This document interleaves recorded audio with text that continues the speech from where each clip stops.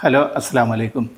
രാജ്യത്ത് നിന്ന് സ്വകാര്യ ഹജ്ജ് ഗ്രൂപ്പുകൾ വഴി ഹജ്ജ് തീർത്ഥാടനം നടത്തുന്നവർ ജനുവരി 15 മുമ്പായി എല്ലാ നടപടികളും പൂർത്തിയാക്കണമെന്ന് കേന്ദ്ര ന്യൂനപക്ഷ മന്ത്രാലയം അറിയിച്ചിട്ടുണ്ട്.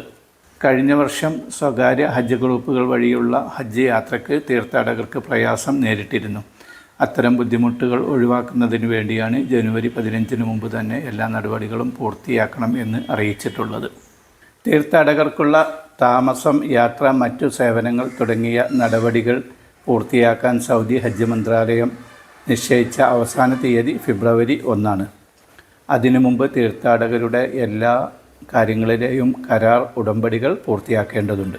ഇന്ത്യയിൽ നിന്ന് 52,507 പേരാണ് സ്വകാര്യ ഹജ്ജ് ഗ്രൂപ്പുകൾ വഴി തീർത്ഥാടനം നടത്തുന്നത്.